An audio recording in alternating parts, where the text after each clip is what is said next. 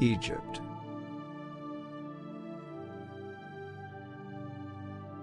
Without a doubt, the world's greatest civilization was born in Egypt.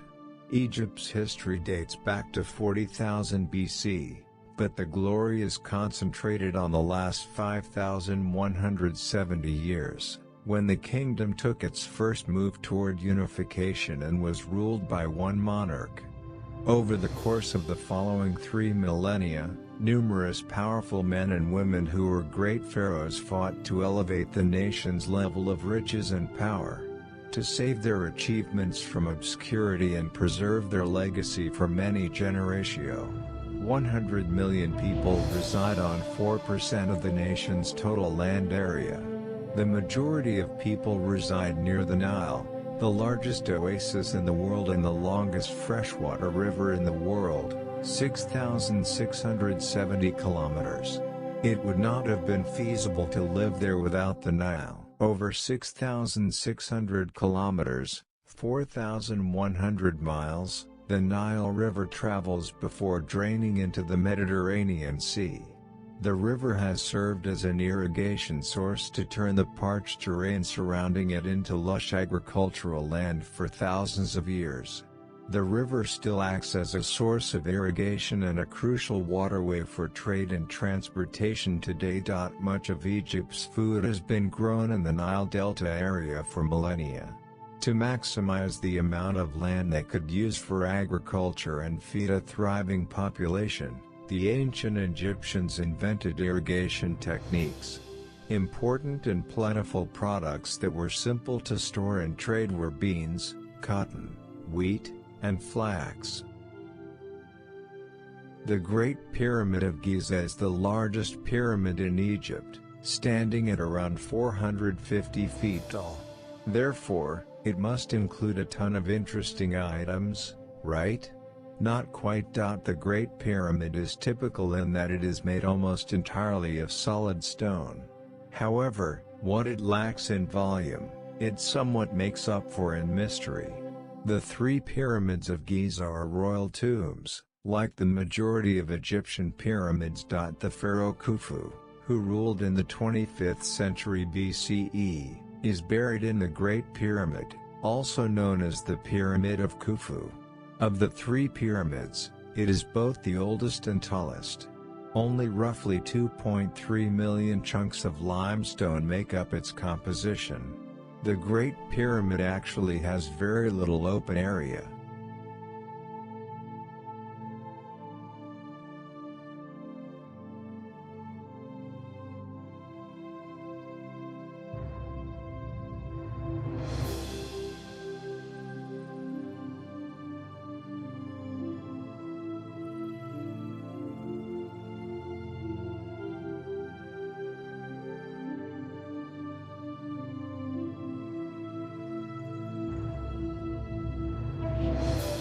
Great Sphinx of Giza. Great Sphinx of Giza, a massive limestone statue of a reclining sphinx that is situated in Giza, Egypt, and shows King Khufu's visage, most likely dates from his reign, circa 2575 circa 2465 BCE. It is undoubtedly the most well-known example of Sphinx art and one of Egypt's most well-known sites. The Great Sphinx is one of the largest sculptures in the world, at 66 feet, 20 meters, tall and 240 feet, 73 meters, long. It has a lion-like body and a human head with a crown on it. Since the Great Sphinx was made from a single block of limestone, it is possible that it was painted throughout. Using stone hammers and copper chisels, 100 workers would have needed roughly 3 years to complete the monument, according to some estimations. The Sphinx initially emerged in the Greek culture around 1600 BCE. The Sphinx's distinctive winged appearance was visible on artifacts from Crete at the end of the Middle Minoan period and from the shaft burials at Mycenae throughout the late Helladic Age. The Greek examples, albeit derived from the Asian Sphinx, differed in appearance, They typically wore a flat cap with a flame-like projection on top. Nothing about them indicated a connection to a later mythology, and their significance is still unknown. The Sphinx gained notoriety throughout Asia thanks to Egyptian influence, although its significance there is unclear. Mesopotamia did not have the Sphinx until around 1500 BCE, and even then, it was obviously brought over from the Levant. The Asian Sphinx was distinguished from the Egyptian Sphinx by having wings added to the leonine body. This trait persisted throughout the Sphinx's following existence in Asia and the Greek world.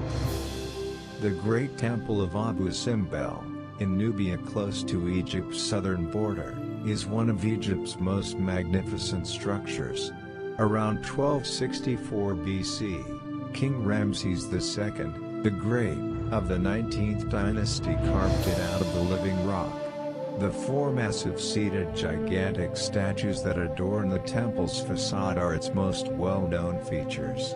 A long-ago earthquake caused one of these to fall, and its remains can still be seen on the ground.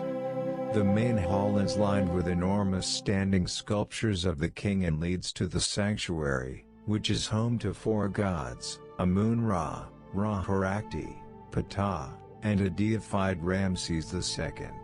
The temple was constructed with such accuracy that on the 22nd of February and October each year, the sun's rays pass through the main hall and illuminate the interior statues. The goddess Hathor and Queen Nefertari, great royal wife of Ramses II, are honored in the small temple, another rock-cut temple to the north. Her colossi are the same size as those of her husband on the facade of the small temple, a very uncommon instance of such presentation. After the construction of the Aswan High Dam in 1968, the two temples were relocated from their original location because they were in danger of being submerged. UNESCO spearheaded a global campaign to finish the transfer, and the temple was included to its list of World Heritage Sites in 1979. Cairo, January 27, 2022. The 13th century BC Abu Simbel temples were fashioned out of the mountains during the reign of King Ramses II. It honors the king's triumph in the Battle of Kadesh and resembles a memorial to King Ramses II and Queen Nefertari. It consists of two temples, the greatest of which is devoted to the three Egyptian gods Ra-Horakhti, Ptah, and Amun during the time. On the facade are four sizable statues of Ramses II, while the smaller temple is devoted to the goddess Hathor.